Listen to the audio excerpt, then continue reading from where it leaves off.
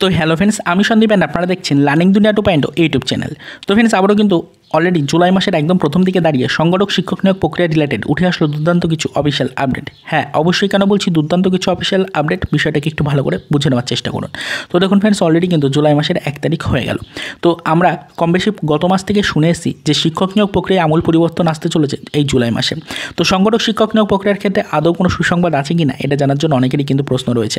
বর্তমান পজিশনে দাঁড়িয়ে কী খবরাখবর আছে না আছে সেটা কিন্তু আপনাদেরকে জানানোর জন্য আর্জেন্ট এই ভিডিওটা কিন্তু ক্রিয়েট করা। দেখুন, পরিষ্কার জানিয়ে রাখার চেষ্টা করি, আমরা সকলেই জানি প্রাথমিক শিক্ষক নিয়োগ প্রক্রিয়ার সাথে অঙ্গাঙ্গিভাবে কিন্তু জড়িত রয়েছে সংগঠক শিক্ষক নিয়োগ প্রক্রিয়াটি। প্রাথমিক শিক্ষক নিয়োগ প্রক্রিয়ার যে ভ্যাকেন্সি, সেই ভ্যাকেন্সির ওপরেও কিন্তু যথেষ্ট নির্ভর করে রয়েছে সংগঠক শিক্ষক নিয়োগ প্রক্রিয়াটি। আমরা জানি প্রাথমিক শিক্ষক নিয়োগ প্রক্রিয়াটাকে হ্যান্ডেল করে প্রাথমিক শিক্ষা পর্ষদ, সংগঠক শিক্ষক নিয়োগ প্রক্রিয়াটাকেও হ্যান্ডেল করে প্রাথমিক শিক্ষা পর্ষদ। তো এক্ষেত্রে দুটো নিয়োগ প্রক্রিয়ায় সেম গতিতে কিন্তু এগোচ্ছে এবং দুটোই কিন্তু রানিং একটা রিক্রুটমেন্ট প্রক্রিয়া। আমরা আপনাদেরকে এটাই বলতে চাইছি, আপাতত কিন্তু প্রাথমিক শিক্ষক নিয়োগ প্রক্রিয়ায় যথেষ্ট কিন্তু তৎপরতা লক্ষ্য করা যাচ্ছে প্রাথমিক শিক্ষা পর্ষদের। প্রাথমিক শিক্ষা পর্ষদ আপাতত কিন্তু 2023 টেটের রেজাল্ট প্রকাশের জন্য জোরদার কার্যক্রম শুরু করেছে। এরই পাশাপাশি কিন্তু অবশ্যই নতুন নোটিফিকেশন প্রকাশের জন্য তারা কিন্তু কার্যক্রমে গতি আনতে চাইছে। মোটামুটি 50,000-এর কাছাকাছি শূন্যপদ কিন্তু রাখতে চাইছে তারা নতুন নোটিফিকেশন প্রকাশের সময়, এবং এখানে পঞ্চম শ্রেণীর অন্তর্ভুক্তিকরণের কার্যক্রমটাও তারা সম্পূর্ণ করে নিতে চাইছে।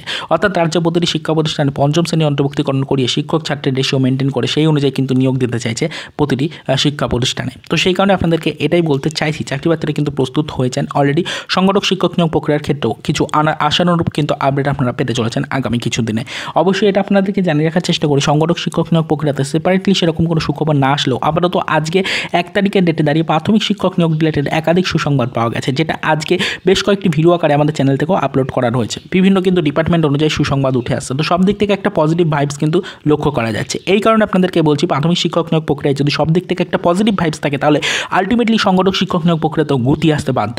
তো অবশ্যই আপনারা কিন্তু প্রস্তুত থাকুন, বিভিন্ন ডিপার্টমেন্ট অনুযায়ী খবরাখবর নেওয়ার চেষ্টা করুন। আশা রাখছি ভ্যাকেন্সিতে যতক্ষণ না পর্যন্ত পরিবর্তন আসছে সংগঠক শিক্ষক নিয়োগ প্রক্রিয়া ততদিন পর্যন্ত কিন্তু এগোবে না।